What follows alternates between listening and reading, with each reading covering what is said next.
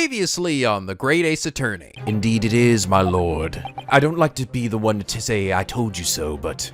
Oh wait, who am I kidding? I love it. I told you so! He just smashes the Holy Grail and wields it like a dagger. Bitch! I told you all! And all of you! You! Even you jurors up there, even if you're not the same ones from before, except the maid in the middle. Actually, no, you were up there before. Maid lady, this is on you! You and your stupid head! And now, back to grunting at people! Hello! This is NicoB, back with some more The Great Ace Attorney.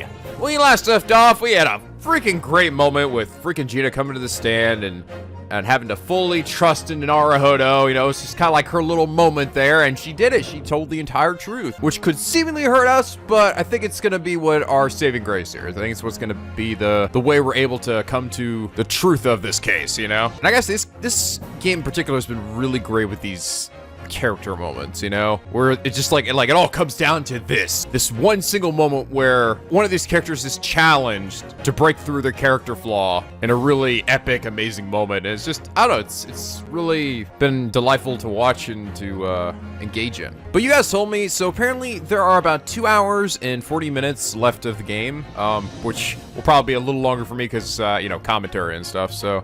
okay, well, thank you so much for letting me know that. That must mean that when you guys had told me before that there's 10 episodes long, I think I might have thought it meant the entirety of the trial. I thought you guys had said there were 10 episodes left from where I was at the start of the trial, but that definitely wasn't a 10-episode trial. I mean, it'd still be a pretty long final case, but I don't even know if it would be the longest final case of any of these games, because we've had some long final cases before. Like, I remember the extra one with Damon Gant in the first game. That was really a long case. Ace Attorney Investigations 1 had a pretty long one, though that was long for all the wrong reasons. It did have a surprisingly long investigation section, though. I think that might have been sort of the extended part. But I think trial-wise, I think it's about on par, if it ends where you guys say it is. But anyway, last episode, Keizu Meister said, about why Gregson didn't say anything when Krogray claims to have no relation to the pawn shop.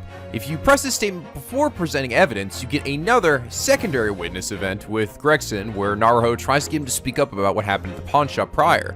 Funny enough, Gregson does actually claim to not remember, but Naruhodō believes it's because Gregson wants to keep his own involvement with the disc a secret. The dialogue doesn't actually advance anything, but it's a nice to fill that potential plot hole. I see. Okay, I'm glad that actually got brought up at some point, because I was very confused why he wasn't saying anything about it. So it's clear that Gregson is trying to cover up something of his own, and maybe that is the case, that he actually just let Krogray get away. I mean, the fact that they're talking with one another as well, I think it's showing that possibly they had hired him, or they knew about him. Like, they maybe wanted him to get the disc for the police or something, but no, I mean, but the police ended up getting it, right? I don't know, maybe, but they wanted it to be, I think, a third party and not seem like it was actually the police themselves getting it. But if that were the case, then why would he need to go back and get this other thing, right? This box. It would have been on the shelves, like they said before, so why wouldn't they just get it that way? But I don't know, I still have a lot of questions. But anyway, Keizu Meister, but thank you so much for your explanatory comment. It really did help to make sense of that moment, and does help to clarify some things about Gregson's involvement. And it's for that reason you are comment of the day. So something hit me, guys, while I was just sort of mulling over this game off screen. I think now I have an idea, actually, of what the disc might be, or what it plays when you they put it in a music box. So I don't think it's actually music at all. I think what it is I think it's gonna be Morse code, like a message basically in Morse code on the disc that's gonna play out. Because I think we saw on the newspaper, right, that there was something about telegrams or something, like in foreign powers sharing secrets. I need to look at that again to sort of clarify exactly what that was. But I mean, obviously that's gonna probably play into something, right? And I was thinking about that, and I was like, oh, what if that's what's on the disc is some kind of message that is in Morse code, which is what you use when you're sending a telegram or telegraph. So I don't know if it's something like what the British government was selling secrets, or he's just doing some kind of underhanded stuff and they need to do it through secret messages. How would Megundal be involved with that? Maybe that's how he got his massive sum of money. In addition to, like, loaning it out, he was getting paid off by the government to do stuff. I don't know. I'm just trying to figure out, like, but I think that could be why maybe they're trying to push aside Megundal's crimes, right? So it doesn't trace back to the government. I don't know. I think something along those lines, though, seems like it could be very viable. But I'm pretty sure what's going to be on there is just going to be like beeping sounds in certain tempos. I don't know, just a thought. But like I said, I do need to check out what that newspaper article. I want to read that again. So, but all right, guys. So apparently this is that was the last to be continued. So it's going to be a straight shot to the end. I'll probably stop maybe, you know, a bit over an hour into this episode. Probably stop myself because I don't want to record a full 3-hour whatever. Even if it's great, it's just too tough. I really don't like doing the record all the way to the end and then split it into two because it can just be a little hard, but especially with all its moving stuff still going on. But anyway, guys, let's get started. Heading into this conclusion. It's just gonna get fucking crazy. There it is. The box.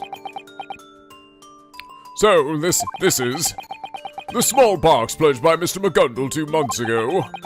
Think back to the night of the crime. This was the only box that the intruder took with him.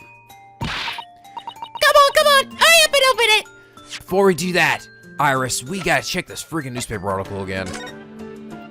So on the backside, what does this say? Look at the back. This is like a pretty big story. A spy in the Ministry of Justice. Possibility of secret comms leaked overseas. Communication between Britain and her allies have been leaked to an enemy nation. That's what it says. Or intercept or something. Think of 3 possible ways. Yeah, okay. I think that's what this is. And I think that's how that connects to Megundal as well. I don't know, maybe Megundal was selling these secrets, right? And that's where he was getting his money from. Maybe that's why Megundal died, if that's the case. Maybe the government they found out about him and killed him, you know, like from the inside. But maybe that's where he got a lot of his money. They found out about that, and of course, they don't want anyone hearing what's on this disc or anything to be involved with this disc. So they have been trying to cover it up. I don't know, that sounds like a possibility at least. But I do think it's going to be something like related to Morse code. I think it's the only thing I can imagine actually having a message on one of these discs and have it work. The lady's over there with the telegraph device up there, and the fact that Rupert himself also works at the telegraph office. I don't know, maybe he intercepts messages also, or has something to do with it. I don't know, I'm just still trying to put it together, but I think I might be on the right track at least. Okay, see, there's probably nothing in there. Oh. This is obviously no simple box. Oh, this is it. This is where the disc goes. Oh, that's it, isn't it? This is the device we need to play the disc. I had a feeling that was the case. It appears to be a portable music box. A music box? Then could this be? It was most likely made for this particular disc. Oh, there you go. It was made specifically from Mr. Megundal's disc, then. To be accurate, that disc was not Megundal's. It's the disc that he stole from the victim after murdering him in cold blood. All right. Well, it's right, because Megundal, it wasn't his initially. It was thrice-fired mortar. So what did he have to do with it? Did he make the message or something? I don't know. But for what reason would a poor bricklayer try to sell a music box disc? Oh, maybe he's a poor bricklayer. He's selling that government secrets for money? How would he have government secrets, though?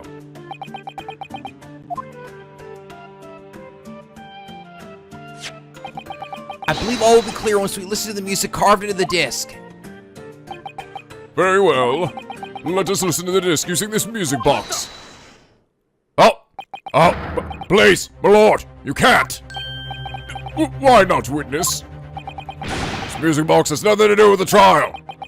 I just don't believe there's any need to listen to music in our dignified crown court. Idiotic! Ah! This disc was so important that Mortar was murdered for it. There's more than enough evidence that it may be relevant to this trial. The prosecution has no objections. But we at the Yard already decided this piece of evidence should be... I'm sure Scotland Yard has plenty of misguided opinions on the matter, but the prosecution came to the court ready to examine every bit of evidence exhaustively. It's out of your control now. Ah! Yeah. Now then, let the music play. Let's see, is it gonna just be some beeping? That's what I'm thinking.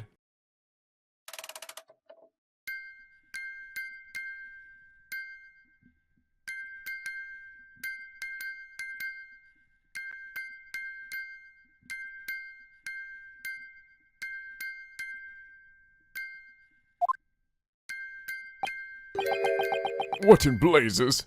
I think it is. Yep. The tone's not changing at all, it's just... I say, this noise doesn't sound like any music I've ever heard. Is this what they call that techno? He's right. The telegraph lady up there is gonna recognize it though, right? She's gonna know what it's saying. It's just the same note played repeatedly in an unnatural rhythm. Oh my god, I fuck called it! Yeah, baby! Oh. Witness. Oh, this is wonderful. It seems. The music box is broken. Who could have guessed that this would happen? It's broken? There's no way. Oh, but of course. Perhaps.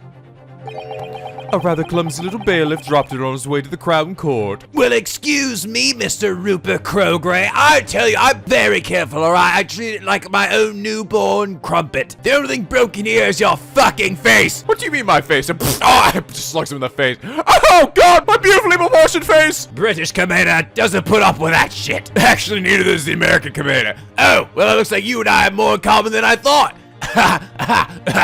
Oh, you two shut up, fuck! It's rather unfortunate, but... So, depending on what side Rupert's on here, is he helping the police? Is he his own man? It seems like with him talking to Gregson, he has to be involved with them, but depending on that, it does sound like he probably understood that message. I don't know if he ever actually heard it, though, right?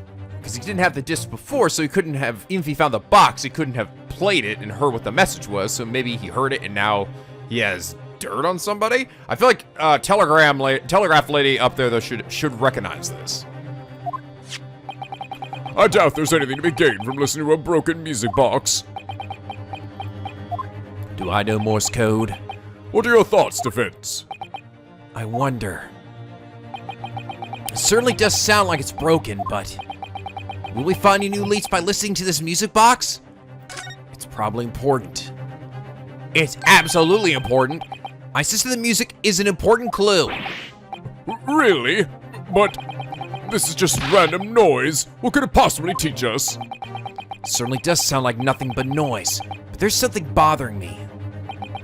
Mr. Crowgray is acting all haughty, like he's won. But beside him, Inspector Gregson's expression is really bothering me. The inspector seems to know something about this music box. There's clearly something he's still hiding. What's he so worried about? Maybe he just didn't want Rupert to find out what it was. Because, yeah, I mean, Rupert would know it, right? Because he clearly knows Morse code because he works at the telegraph office. Then I have one more question for you, Japanese boy. Sir!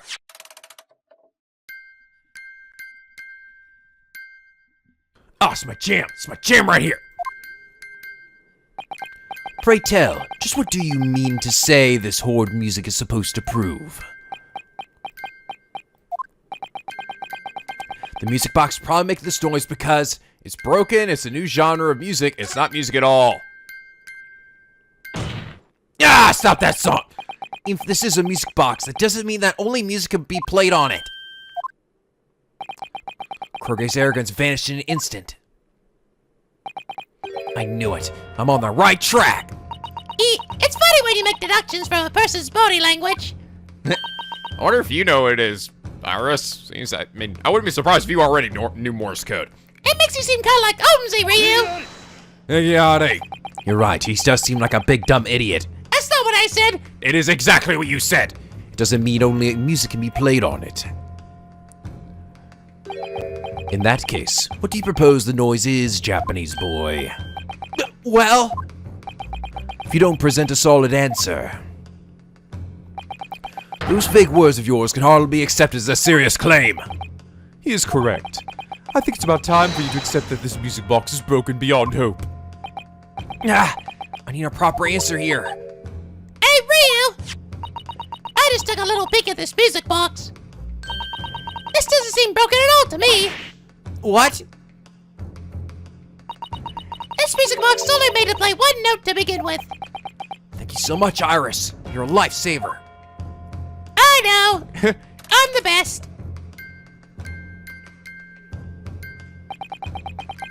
This music box really isn't broken.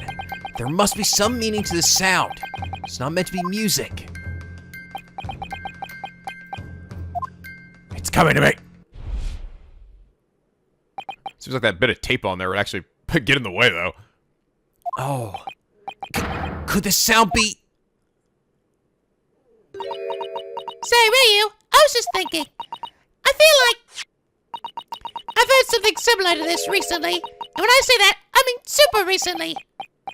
Oh, yeah. What have we heard recently? Honestly, Iris, I was thinking the exact same demon thing. I wasn't. Defense, present your final answer. If the sound coming from this music box is not actually music, then what exactly is it? All the evidence and testimony presented so far. This all must be leading to one single answer. Japanese boy, the prosecution demands evidence from you. Give me concrete evidence to back your claim.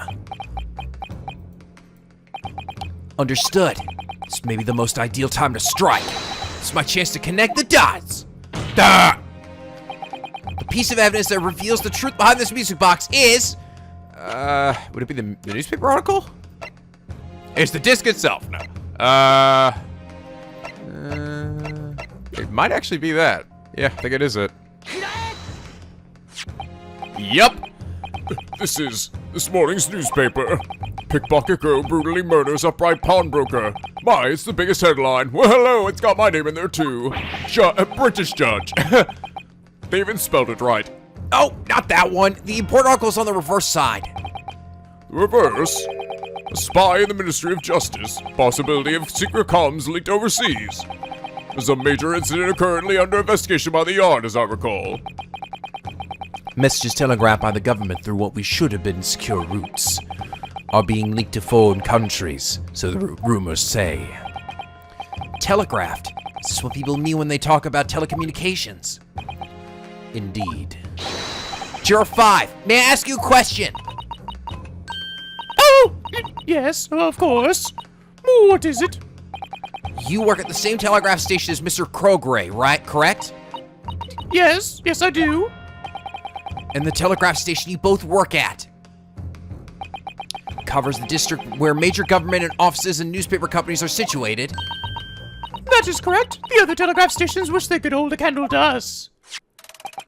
Does this noise remind you of anything? What?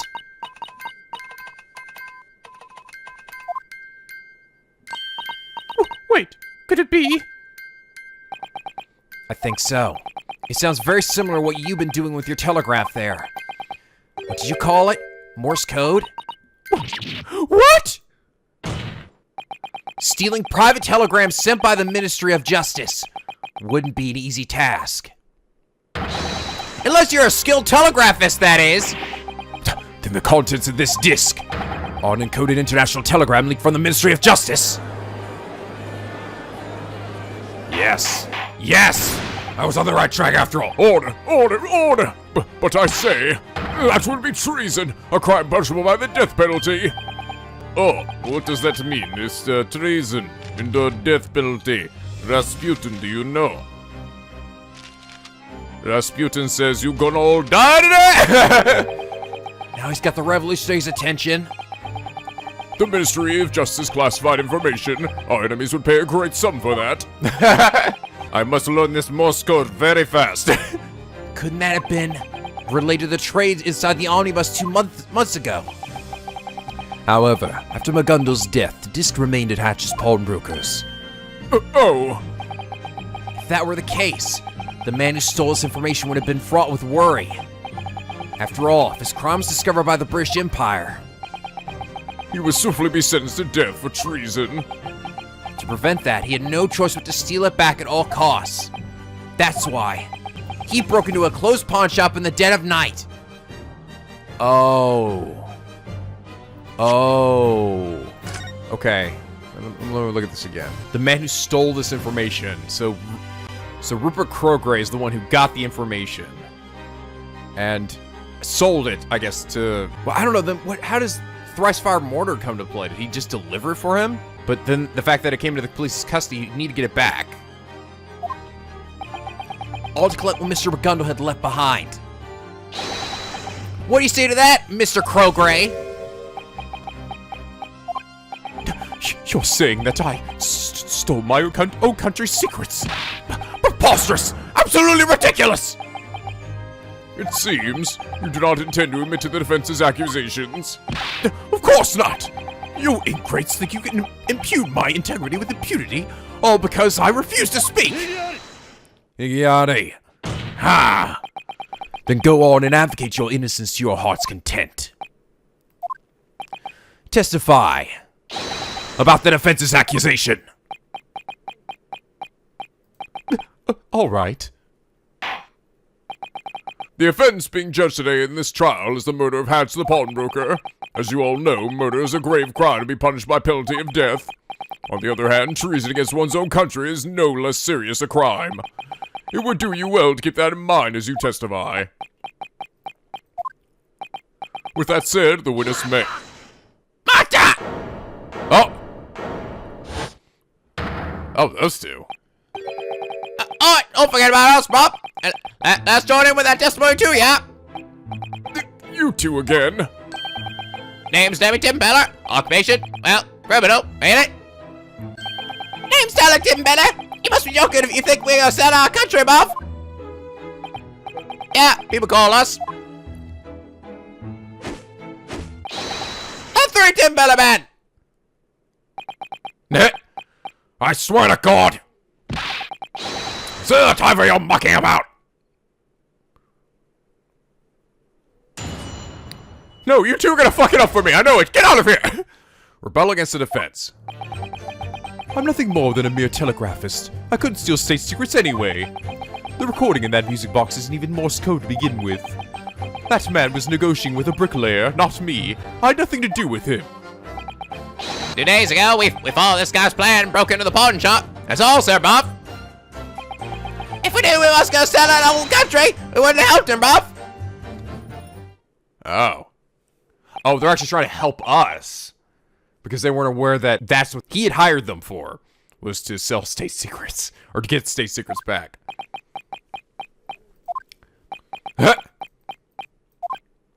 Oh, excuse me, witnesses. Mr. Tenpiller. As representative of the Timbeller Man, I'd be happy to respond to any inquiries, Bob. Let's make one thing clear first. Are you confessing to being this man's accomplice? When you broke into the victim's pawn shop, you were under orders from this man. It was a 3-man job.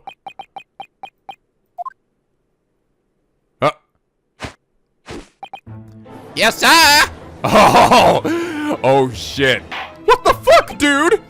What the fuck, bruv? I ain't your bruv anymore, bruv. Order. How do you respond to this claim, Mr. Crogray? I'm afraid I have no idea what these men are talking about, nor even who they are. Alright, leave it out, mate. You're the one who got us involved with this parliament, ain't it? I won't keep a mum about those complicated government secrets or whatever, bruv. And that old man at the pawn shop, the corner. That's just out of order, ain't it? It didn't take long for them to turn against him.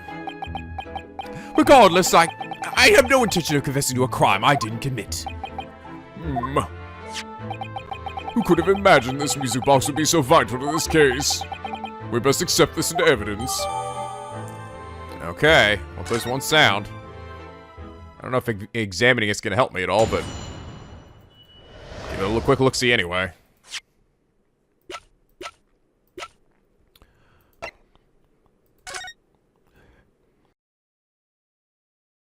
Oh, is that a button on the bottom? Huh? What's the matter, Ryu? This music box. Looks like you can open it from the bottom, too. Oh, shit. Oh, wow! Hey, you're right! Ryu, open it! Open it right now! Calm down. Huh? This side is another music box. Could this mean you could play music from this side as well? It looks like these two mechanisms work in sync. In sync? If you put a disc in each side, they'll play together at the same time. Oh. So this side also functions as a music box. Just like the other side, the teeth on this comb are all the same length. Which means that even if you put a disc in, it would play the same note over and over. Or you play it over and over. Yeah, that's right. But if you compare the teeth on this comb to the other one, they're different lengths. So the note it plays is different from the other side. Uh-oh. In other words, on each side can only play one note. The notes that each side plays are not the same. So this music box can play two notes, huh? Okay. So to get the full message, you gotta play, like, the other side of the disc or something? Or you gotta play another disc, I guess. Okay. Not more than a mere telegraphist. I couldn't steal state secrets anyway. It isn't even Morse code to begin with. I'll press it there. Is that so? It's obvious if you listen to the sounds coming from the music box. Really? You don't mean to say that you've never learned about Morse code?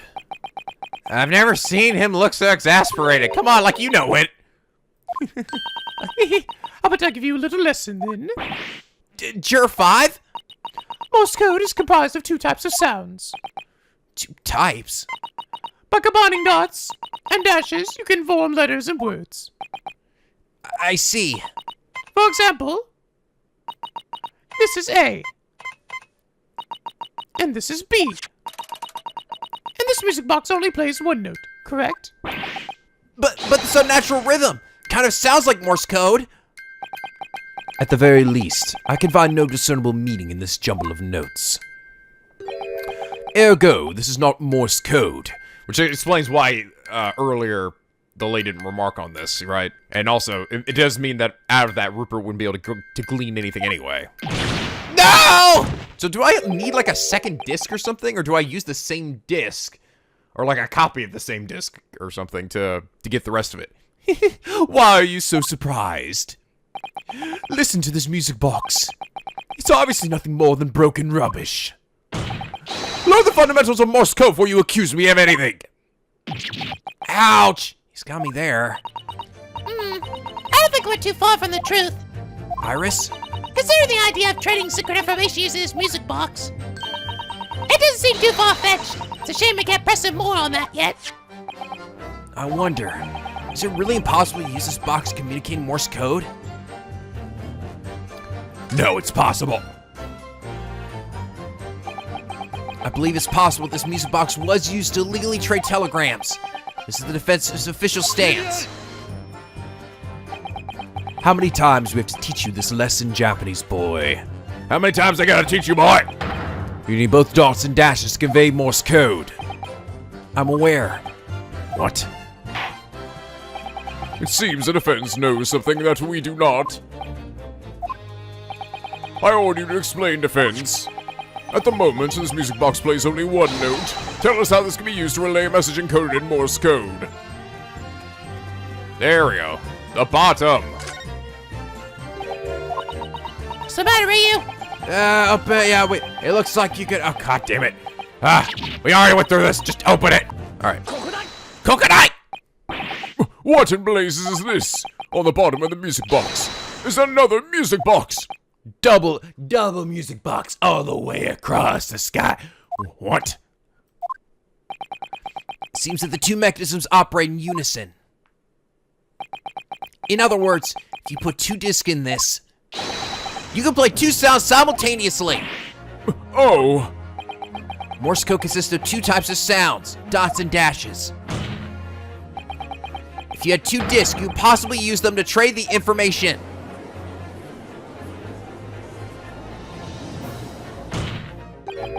You need to pull your head out of the clouds.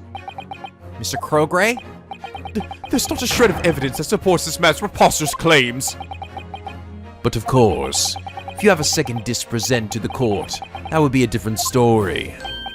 I can't do that just yet. One more thing. As the witness has stated, he was not the one negotiating with Megundal 2 months ago. To his thrice-fired mortar. Exactly! I'm not even remotely involved in this. I have to admit that I am rather curious about this possibility, but for now we will have to continue with the cross-examination. Mr. Kroger and the victim from 2 months ago. I have no idea what their connection might be. We have to find some kind of proof. Now, witnesses, return to your testimony. Very well, though my assertions have not changed. That man was negotiating with a bricklayer, not me. I had nothing to do with him. Okay, I think to get this connection, I'm probably gonna need the help of these guys, right? So 2 days ago, we follow this guy's plan, broke into the pawn shop. That's also bruv. You're talking about Mr. Kroger, yes? Yeah, you bet I am, bro. We ain't seen him for years. And the first thing he does is set on us on a dangerous job. That's kind of out of order, ain't it, Robot? Oh, interesting. So they worked for him with him before? Hold it. What do you mean by not having seen him for years? Does that mean you knew Mr. Kroger? Two of us were proper good criminals. We got loads of old mates, prof. Oh. Is he reminiscing? What's happening? Excuse me, Mr. Tin Pillar. Yeah, you what? Sorry, I meant the other Mr. Tim Pillar. I swear to God, Inspector Gregson, if you say something. Hey, me? You seem to be lost in thought during Nemi's testimony. No, I just can't remember something, Rob, that's all. We Tin Pillars used to muck around with him when we was children. Him? You mean Mr. Kroger? I knew him for a long time. Yeah, him. He didn't dress so posh back then. After all, he was brought up poor just like us. Oh. Really? He's always been well smart. He did something bad that we'd never be able to dream up ourselves. Oh, I remember. Middleton and Tin Pillar Dairies. That was a proper masterpiece, Bob. What the devil are you doodles talking about? If you feel the need to continue your worthless reminiscence, leave it for after the trial. Put that fruit away, too. No eating in my fucking courtroom. That bastard over there started it. Yeah, don't look at us, bro. Well, how about we end it on a good note? Return to your testimony. How do I feel about that fascinating story? Yes, please! My lord, Yes, defense. the witness's glory days. I mean, their testimony may be extremely important. Oh, come on. Very well, witnesses. Add that trip down memory lane to your testimony, but keep it brief. Enough for one message box. Tin Pillars, woo! Tim Pillar, woo! Middleton and Tin Pillar Dairies. That takes me back, bro. Oh, here we go. I didn't even hit me. Milverton and Tin Pillar Dairies. All right, I need to get some more information for that. Then I gotta use that information against his thing they said earlier. Could you tell me more about that? Sounds like a company. It was just an ominous joke we played back when we was little children, Bob. Yeah, our company went around delivering fresh milk to everyone. You call it a joke, but this is kind of like a real job. Now that I have the chance, I might as well ask what I can. About the company, about the company's name.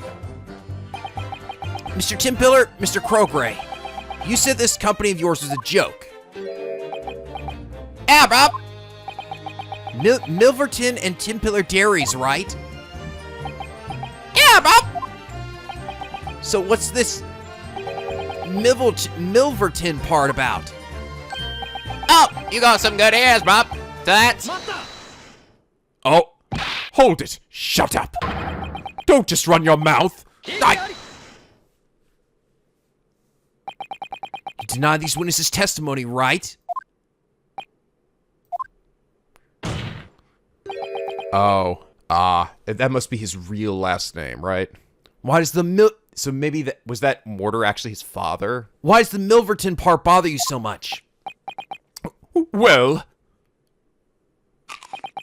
That movie was giant. Yeah, a lot going on at home, bro. There was some part. I think his parents divorced. the bites they keep taking out of the fruit keep growing back. How are you doing that? We can solve world hunger with this fruit. That's when he was changed his last name to Grogray. But you always a Milverton to us, mate. Yep. A Milverton. So that was your surname. No, I've been a Krogray since the day I was born. There's nothing to be gained by listening to these fools' outlandish claims. You've been nationally certified to be a telegraphist. When you apply for this certification, your personal history is investigated and recorded. It won't take us too long to look it up. Ah! It seems the Tin Pillars have testified honestly. Your name was once Rupert Milverton. Do you object? No, you're absolutely right. Rupert Krogray was once Rupert Milverton. This could be game-changing information. There we go. Actually, I'll be curious. I'm actually now wondering, is Rupert even aware that so this guy's gonna end up being his father, right? I don't know if Rupert's actually aware that Megundal really was the one to kill him. I think once he realizes that, that's when he's gonna come clean and go, oh shit, you know. I think we came to the conclusion, right, that Megundal was the, like, we told the judge and he realized, oh, that Megundal's evil, but that only happened before Rupert was brought in, I think. Okay, you know what? Before I press him on this, I actually want to go back to I want to press him. I want to know about the company. Like, they said it was a joke, right? So what kind of company did you run? Where we lived, there was this milkman what came around on our coach every morning. If you left our empty milk bowls, he'd come around and fill them up. So we made up this contract, right? And sent it around. Said that we deliver fresh milk every day, and half the price of your average milkman. Everyone was well up for it. They gave us some new dosh, bro.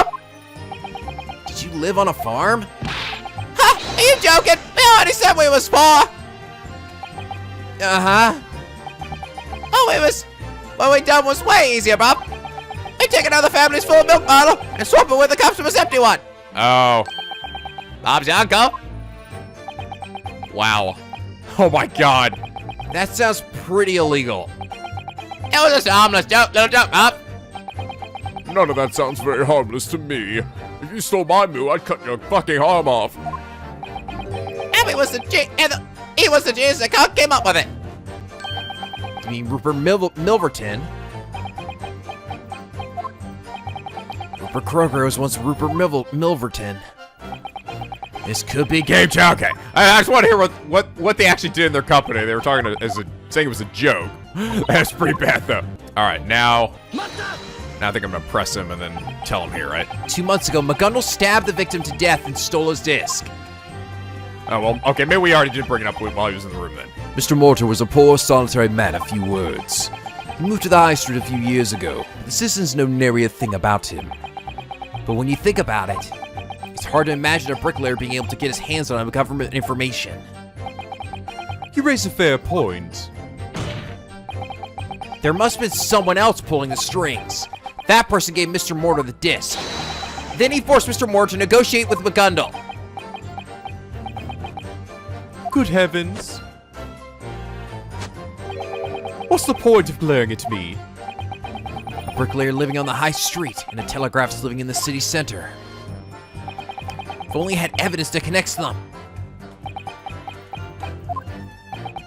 The next witness may continue with the testimony. Okay, never mind. I thought I had to press him and then I would get the answer, but I guess can't really present like, because that changed the profile, right? So what do I present here?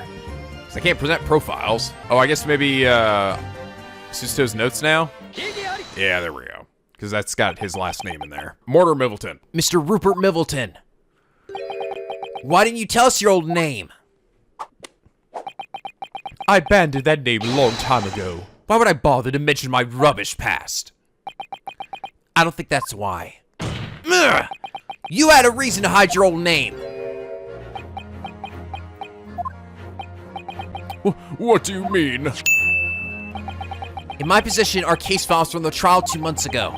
They include the victim who failed to negotiate with Megundal and died for it. Ah, yes, Mr. Mortar, the bricklayer. His full name is listed in these files.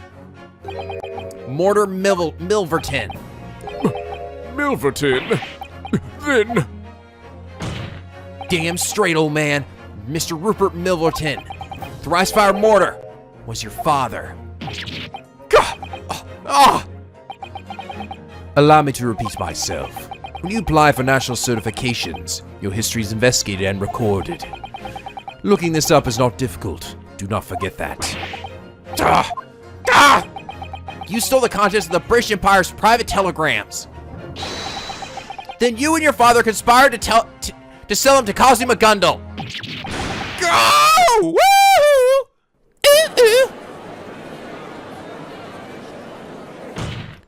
Starting to come together now.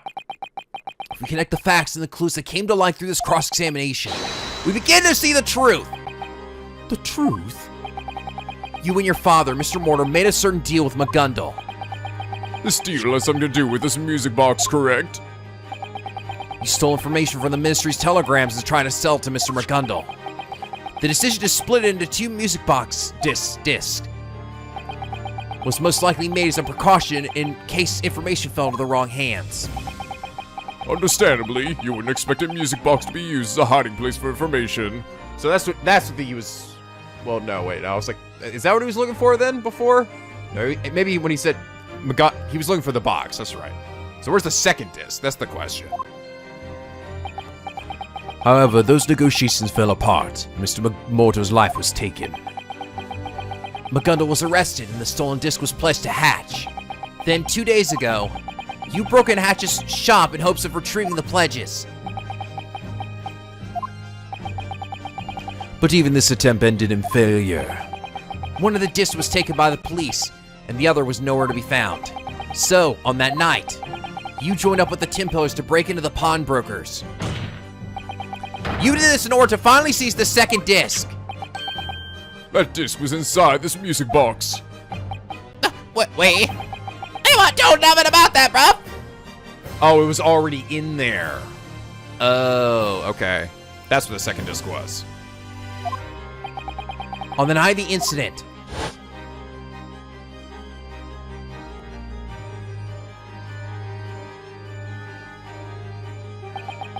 this music box is the only thing handled by the intruders.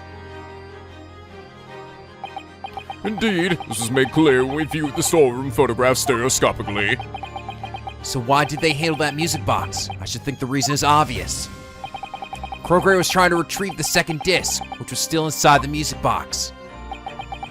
He knew that if the police got their hands on it, he'd be tried for treason. What do you have to say to that, Mr. Krogray? Oh, by the way, you guys also pointed out, I was saying before, I was like, so he was shot twice, right? When I was thinking when Mr. Holmes was shot, there were 2 shots that rung out. But no. The 2 shots rung out when Hatch was killed. That's what, so there was a shot there, and then an additional shot that happened exactly at the same time. So I'm guessing that other gunshot was Krogray getting hit, but then who was shooting him, right? All this happened because of your dealings with Kazuma Megundal. I shall not indulge your wild delusions, not one bit.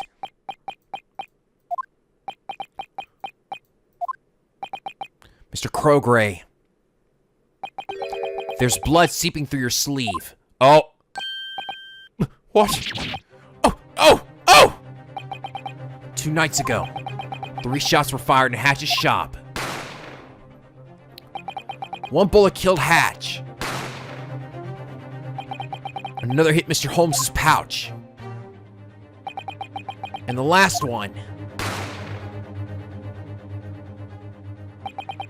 embedded itself in the calendar at the scene, but only after hitting the intruder's arm first. Mr. Krogray, the wound on your arm is the very same bullet wound, isn't it? I don't think you can get out of this one, bub. You might just want to fess up in it, bub. Shut up, you two! Fuck you! Look, you two are the worst friends ever! Good lord. I gave you one simple command, you buffoons. I even paid you handsomely. Pretend I was never here. This is one of the utmost importance. Seems it really was a foolish move to trust petty criminals from the slums after all. Fine, I'll confess. I broke into Hatch's pawnbrokers on the night of the crime. I gave these fools 10 whole guineas to aid me. As you've surmised, that was when I ended up with this injury. However, that is all I will acknowledge as fact. And you think I stole government secrets and sold them to Megundal? Even with this wound, I can still break out the moves. By God's name, I have done nothing of the sort. Till I have a stronger case, I'll never confess to murder. With this revelation, I believe the most crucial truth has been proven. Elaborate, college boy. 2 guns have already been discovered. From each, only 1 bullet was fired. The bullet that Tim Pillar's fired hit Mr. Holmes' pouch. As for the bullet that Hatch fired, of course... Okay. Hatch fired, he hit, Rupert's arm. And then Rupert fired and hit him in the back. But does that mean that he would have had to turn around? Was he shooting behind him just blindly or something? Maybe that's what it was. He, like, ran away and then, like, shot blindly to the side. And then Rupert shot after him and hit him in the back. Hit Mr. Kroger's arm. I believe that's the only possibility. Well, I suppose a man wouldn't just up and shoot himself. Goes to show how much you know, man! I don't know how to use this gun! If that's the case, there's only one logical conclusion. The only person who could have shot the 3rd bullet that killed Hatch is the 3rd intruder who was also there at the scene. Oh! That's right. I mean you, Mr. Crowgray. No one else could have shot Hatch. It was you! Mata! Is that Rupert? Yep. Oh dear, attorney. What a hole you've dug. Exposing me in court wasn't your best move. What? What's he talking about? You aren't mistaken when you say that I was in the shop at the time. And it's true that I tried to hide that fact. But what else is a man to do? I wouldn't want to deliberately soil my perfect record as a master telegraphist. But did you never stop to think? Think? About what? The possibility that I may have witnessed the crucial moment. In other words, I am the eyewitness that will finally end your client's miserable life. What? You mean to say that you... Indeed, I saw it all very clearly. I witnessed the moment when that pickpocket girl shot that poor shopkeeper. What? Why would we believe you? Order, order, order! It seems this trial has reached its final act. Witness, Rupert Crowgray. Yes. I'm sure you are well aware by now. If you have just lied to the Crown Court, that will serve as nothing more than proof of your crime. Yes, I'm quite aware. The court now orders you to testify. Testify about the events that unfolded before you as the victim was shot. As you wish. I don't know why anyone would believe him by this point. He's already lied so many fucking times. Okay, what I witnessed, quote unquote. When those 2 idiots were fighting with the pawnbroker, I was by the entrance. When Nebby was shoved aside, I suddenly felt a pain in my arm. I pursued the shopkeeper and peered into the small peephole in the storeroom. Then I saw the accused in a black coat shoot the shopkeeper as he tried to run away. Blood erupted from the shopkeeper's back and splashed onto the defendant's coat. Oh.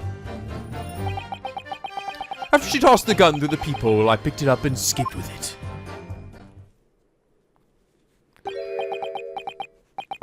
Okay, but this is it right here. Except that the blood that erupted on her coat, except it's not. The only blood on the coat is, Milverton's. That testimony, what in blazes?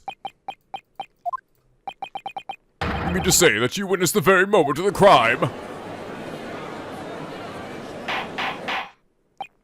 Order, order, order! I originally had not planned to give this testimony. But I will not stand idly by and watch as you all accuse me of a murder that I did not commit. I made the truth clear in order to defend myself. The truth? The prosecution was not given this information either.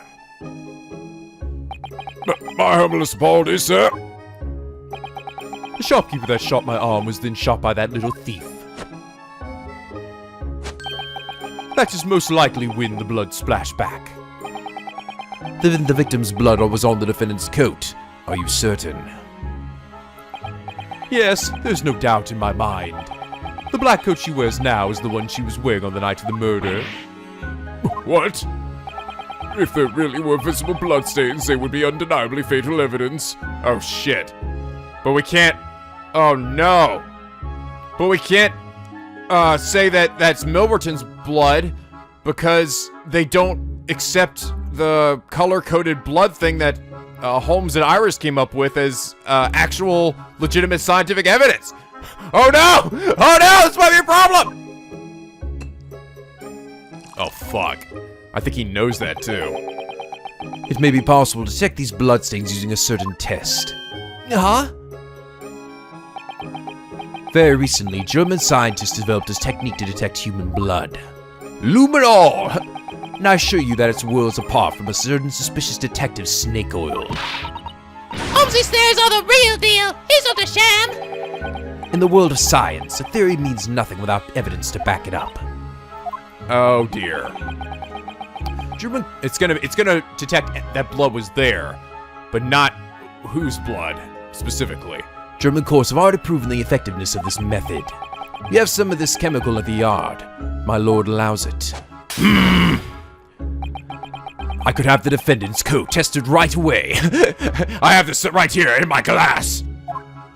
That's what I've been drinking this whole time. That cannot be good for you. It also goes great over Caesar salad. Spat, Ryu. Huh? Don't forget that G-Meat's coat really does have blood on it. If they can detect that... Oh, you're right. You stay at the jail. Purple blood. Purple. Rain! Okay, here we go. No, the monster G-Meat! Boop!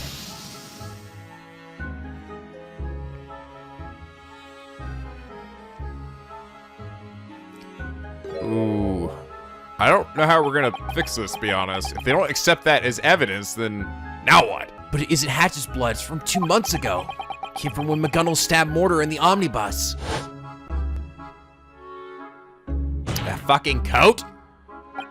My lord, the defense objects this test. Overruled. Lord Van Zeeks, order the yard to carry out this test post-haste. As you wish. While we wait for the results, the defense may begin its cross-examination. Ah, doodles. They found the blood in that coat. Gina. Defense, Oh, my lord. your cross-examination, please. Understood. This cross-examination. I have to find some kind of decisive clue. I don't even want to think about what will happen if I fail here. Ah, fuck. Alright, I'm gonna have to press some shit. I need some evidence, damn it! Fuck! Was the suit idiots were fine with the pawnbroker? I was by the entrance. Hatch came out of the storeroom in the back. Is that correct?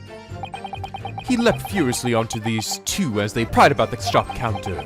He had a gun in his hand. I'm glad I kept my distance. I've been so scared, Bob. We're just normal burglars, Bob. We wasn't armed or nothing. What? Didn't you have a gun, stupid? So, Mr. Crowgray, you claim that you were standing at the entrance. I was simply looking at the many items lined up on the shelves near the door. Was he searching for the unredeemed music box? The shopkeeper threw himself onto Nemi. With Tully there, I assumed they would easily win by numbers alone.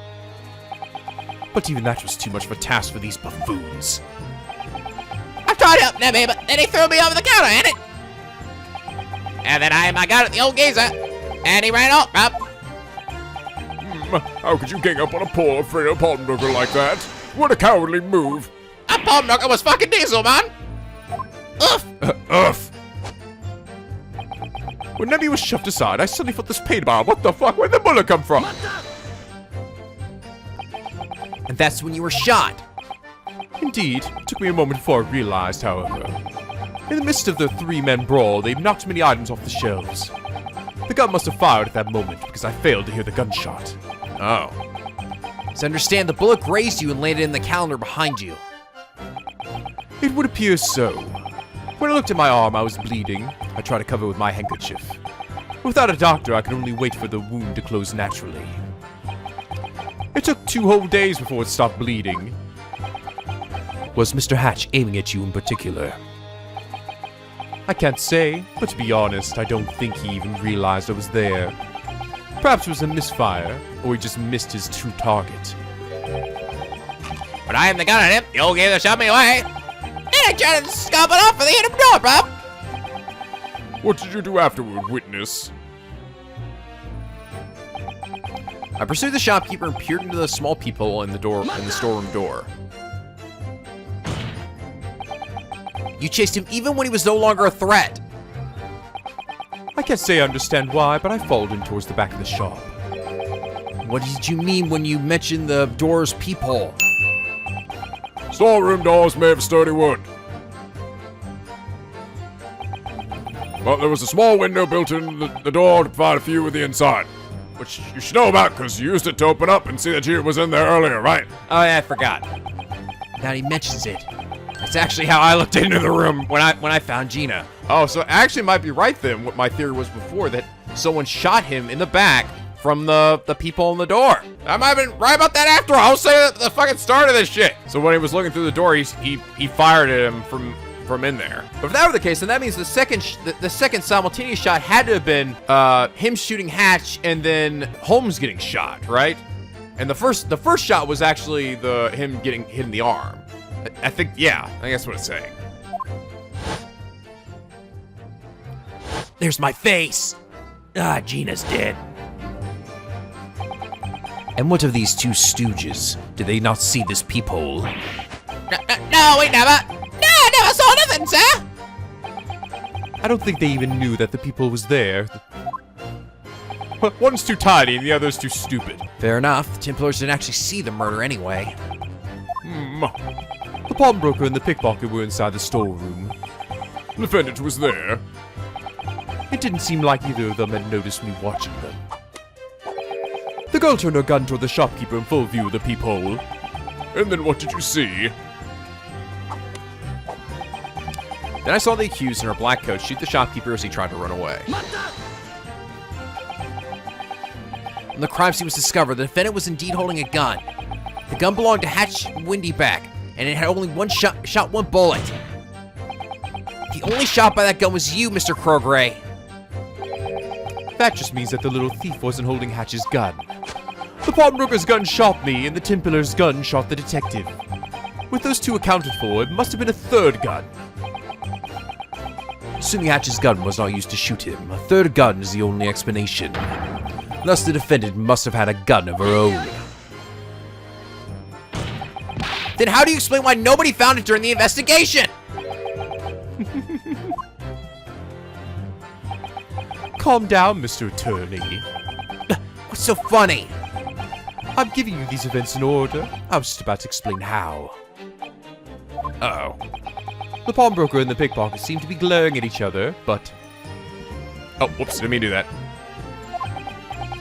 Suddenly, the pawnbroker tried to flee. And in that instant, she shot the pawnbroker from behind. How horrifying. I really don't know why we're believing anything he says by this point. It seems ridiculous. I wouldn't be like, he just wouldn't already have a gun, you know? Yeah, that'd be the thing that make the most sense. And then you got rid of it. Blood rushed from the shopkeeper's back and splashed onto the defendant's coat. But didn't he explain where he got the other third gun went? Interrupted for his back? I saw it all through the peephole. The coat is black, so you can't exactly see it now, but I can guarantee that coat is soiled by his blood. Well, he's not wrong by that part. That's not Hatchling's blood. Right, it's Mr. Mortar's blood from when Megundal stabbed him 2 months ago. We could just use Holmes's forensic chemicals. We could prove it so easily. But as long as the Crown Court refuses to accept it, we can't use this evidence. Drat. after she tossed the gun through the peephole, I picked it up and escaped with. Oh, okay. No, that's what he added on there. Okay, I think. Unless he said it before and I just didn't notice it. As she tossed the gun through the peephole, I picked it up and escaped with it. What? She threw the gun through the peephole? Also, why would you run off with it? After the shopkeeper collapsed, that thief walked over. Walked over where? Towards the storeroom door. Remember, that's where the peephole is. In my panic, I jumped away from the door, but then she dropped the gun through the peephole. But why would she do something like that? I can't say, but I imagine she was trying to dispose of the gun, even though that really wouldn't accomplish anything. In the confusion, I placed the gun in my pocket.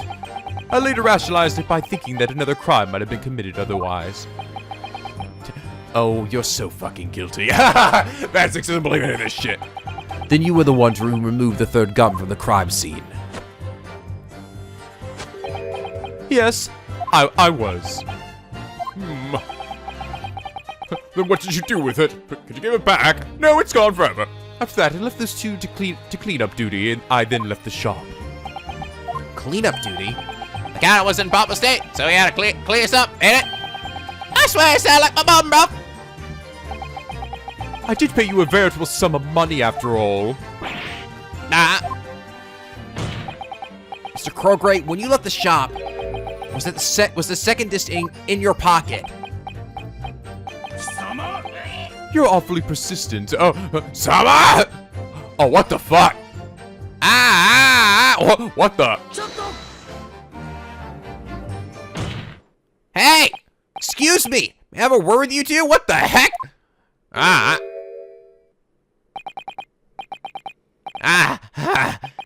Please.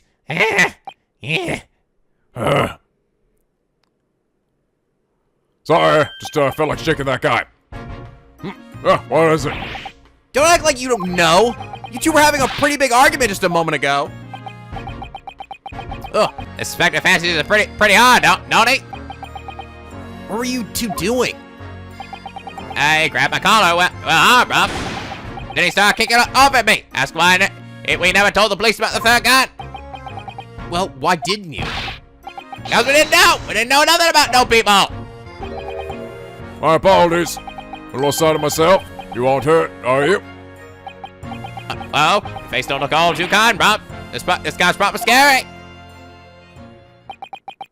What in the world is going on? Something feels very wrong here. I don't think I've ever seen Inspector Gregson rattle someone so thoroughly. I was thinking the same thing. Usually Toby has this big grin on his face whenever he talks to me. That's probably not how he usually acts. It's just because it's you, Iris. I know. I'm just everybody's little buddy. But it's still kind of unusual. What? I didn't do anything. I didn't do nothing. Oh, my lord! I request that you temporarily suspend this cross-examination. For what reason, bailiff? The results for the test you requested have arrived. The test for the bloodstains on the defendant's coat, then.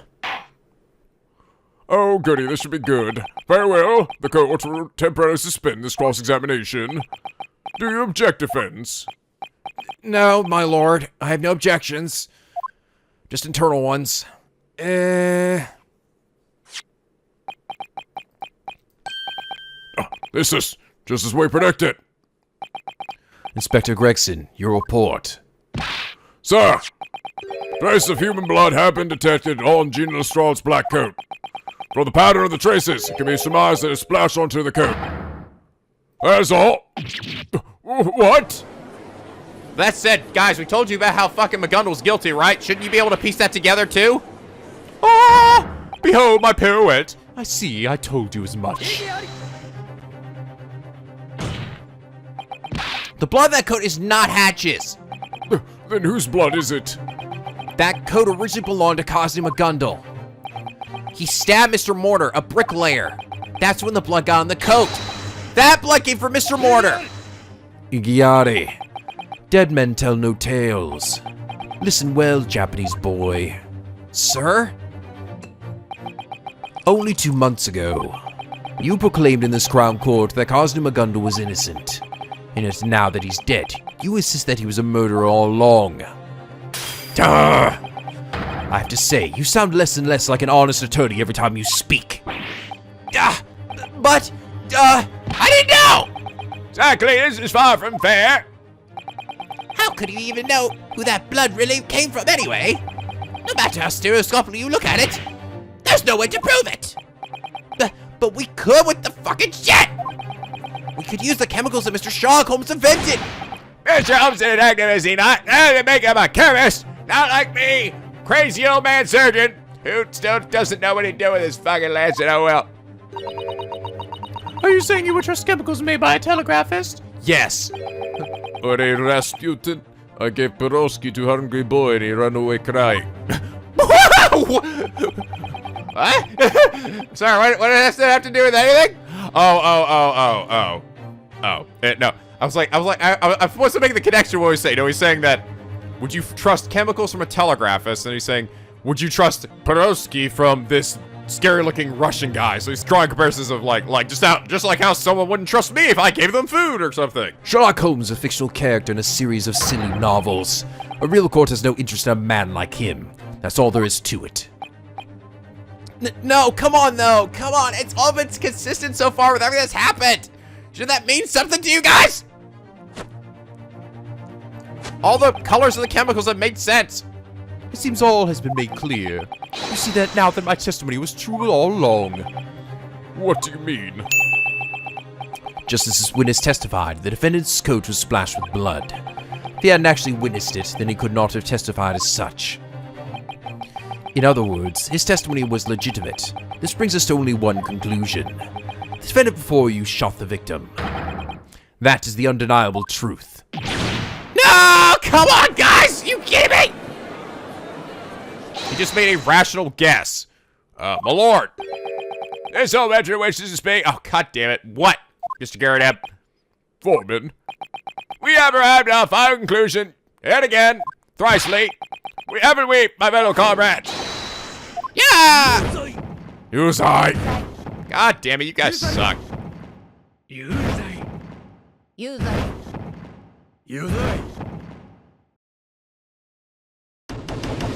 Here comes the lag. Oh, wait, I didn't lag that time. Yay! Seems the jurors have reached a unanimous conclusion. And I have reached unanimous sippy-doo. Yummy. Defense failed to break down the witness's testimony. Surely, this time, it will be impossible to overturn our fine jury's verdict. But we've come so far! I don't think I'm going to be able to turn this round.